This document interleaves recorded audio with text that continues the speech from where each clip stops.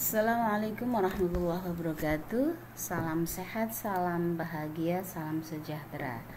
Kembali saya akan menyampaikan sedikit ya, khususnya tentang organisasi bimbingan konseling.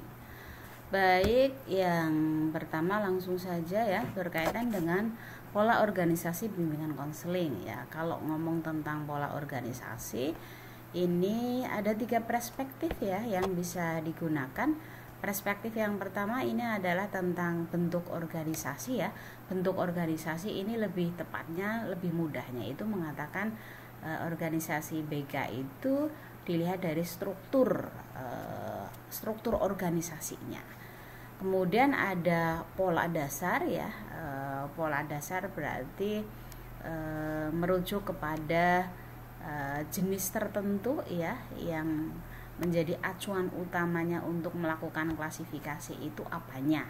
Nah, ini nanti juga muncul ada beberapa jenis pola organisasi. Atau yang ketiga, perspektif yang ketiga itu adalah berdasarkan jumlah siswa dan jumlah sumber daya yang dimiliki oleh sekolah dalam hal ini. Kita lihat yang pertama ini adalah bentuk organisasinya atau tadi saya sebut sebagai struktur organisasinya. Nah, maka organisasi bimbingan konseling ini ada yang sifatnya strukturalis dan ada yang sifatnya organisme. Yang sifatnya strukturalis itu ya, struktur organisasi pada umumnya itu adalah hierarkis ya, dari atas ke bawah seperti itu ya. Dari atas ke bawah sifatnya instruktif, kalau dari bawah ke atas itu sifatnya adalah melaporkan seperti itu. Dan kebalikannya adalah organisme. Nah, kalau organisme ini sebenarnya bukan kemudian struktur organisasinya itu tidak hierarkis, tetap hierarkis, tetapi pola komunikasi yang dibangun itu adalah diagonal ya. Diagonal itu berarti antar komponen yang ada di dalam struktur organisasi itu bisa saling koordinasi ya, bahkan silang seperti itu, atau menggunakan pola komunikasi Grapevin seperti itu, atau pola komunikasinya mencampurkan antara vertikal dan horizontal seperti itu. Nanti akan kita lihat masing-masing spesifikasinya itu implikasinya apa terhadap organisasi BK-nya. Kemudian perspektif yang kedua ini adalah pola dasar. Nah, pola dasar ini nanti ada yang umum ya, berarti ada pola generalis, ada yang spesialis, bahkan ada yang kurikuler, ada juga yang pola relasi manusia. Kemudian perspektif yang ketiga ini adalah berdasarkan jumlah siswa dan sumber dayanya, berarti ada organisasi BK sekolah besar, ada organisasi BK sekolah sedang dan sekolah kecil. Kita lihat ya, kalau untuk yang merah ini ya, perspektif yang ketiga tidak saya sampaikan ya detailnya karena ini sudah kelihatan. Ini berarti pola organisasi BK-nya ya hanya berdasarkan jumlah siswa dan sumber daya. Berarti semakin banyak siswa dan sumber daya yang dimiliki, terutama adalah sumber daya petugasnya, ini nanti polanya akan semakin besar, ada spesifikasinya juga akan semakin tersedia. Nah, kita lihat untuk perspektif yang pertama yang strukturalis dan organisme. Nah, kalau yang strukturalis tadi ya, strukturnya itu karena strukturalis disebut strukturalis, maka struktur organisasinya ini menjadi ciri utamanya, dan strukturnya ini sifatnya teknis atau mekanistis ya. Ya, seperti tadi remote controlnya dari atas ke bawah ya sudah tinggal mengikuti. Disuruh melaporkan ya oke, melaporkan begitu. Sehingga garis komunikasinya ini adalah garis vertikal ya, bukan horizontal atau diagonal begitu. Nah, sifat isi dari komunikasi itu sifatnya adalah instruktif kalau dari top down begitu, kalau dari bottom ke up itu sifatnya adalah laporan. Nah, berbeda kalau yang organisme ini sifatnya adalah fleksibel ya, jadi tidak mekanistis ya, seperti mesin, seperti robot, itu tidak, tapi fleksibel ya, sesuai dengan situasi dan kondisi.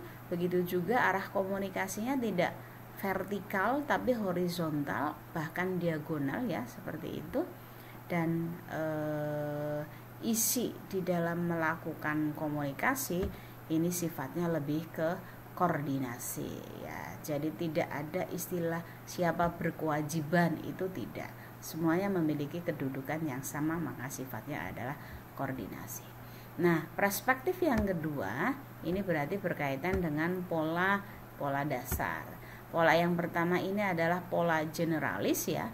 Jadi kalau menggunakan pola generalis berarti yang namanya pelayanan BK itu ya menjadi tanggung jawab bersama semua pendidik ya, entah itu guru mata pelajaran, wali kelas, bahkan tenaga kependidikan, berarti ada staf-staf yang ada di situ ya, yang ada di sekolah tersebut.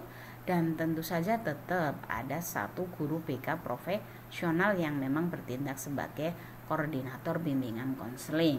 Ini berarti pola generalis itu melihat dari tanggung jawab pelayanan BK itu siapa sih? Ternyata kepada semua pihak, mulai dari tenaga kependidikan tertinggi, kepala sekolah, kemudian staf, kemudian para guru, wali kelas, sampai dengan guru yang memang secara khusus memiliki bidang keahlian di dalam bimbingan konseling. Nah, kalau pola spesialis ini berarti pelayanan BK itu ditangani oleh tenaga ahli ya, oleh spesialis ya. Sehingga ini akan kelihatan di organisasi bimbingan konseling di sekolah tersebut itu ada unit-unit pelayanan khususnya atau tidak. Oh, misalnya ada unit testing, berarti ada tenaga ahli di bidang evaluasi atau di bidang psikologi seperti itu yang melakukan testing ya terhadap calon konseling. Atau ada unit khusus konseling, unit khusus bimbingan karir, dan lain sebagainya. Ini berarti dasarnya adalah spesialisasi seperti itu. Nah, pola yang ketiga dari pola dasar ini adalah pola kurikuler ya. Ini yang dulu sering digunakan di sekolah sebenarnya yang ini, yaitu pelayanan BK itu lebih menggunakan pendekatan mata pelajaran. Kurikuler ini adalah mata pelajaran. Maka BK itu seperti mata pelajaran diberikan kepada siswa secara klasikal ya, biasanya dilakukan seperti itu, pakai RPLBK seperti itu, masuk ke kelas ya dalam rangka melakukan layanan BK seperti itu. Nah, karena ini sebagai mata pelajaran, maka tentu saja pelaksana utamanya adalah konselor ya. Dan karena konselor, maka masing-masing kelas biasanya punya guru ya, guru sendiri yang memegang mata pelajaran BK seperti itu. Nah, yang keempat adalah pola relasi manusia. Nah, disebut demikian karena memang bimbingan dan konseling itu bekerja dengan menciptakan relasi antar manusia dalam bentuk kelompok-kelompok perkembangan. Konselor dan guru mapel bertindak sebagai promotor dan pendamping kelompok-kelompok bimbingan. Berarti beban utamanya ini diberikan kepada guru mapel dan guru konselor. Ini demikian tentang pola organisasi BK di sekolah ya. Gambarannya adalah seperti itu, ada beberapa macam pola. Terima kasih. Wassalamualaikum warahmatullahi wabarakatuh.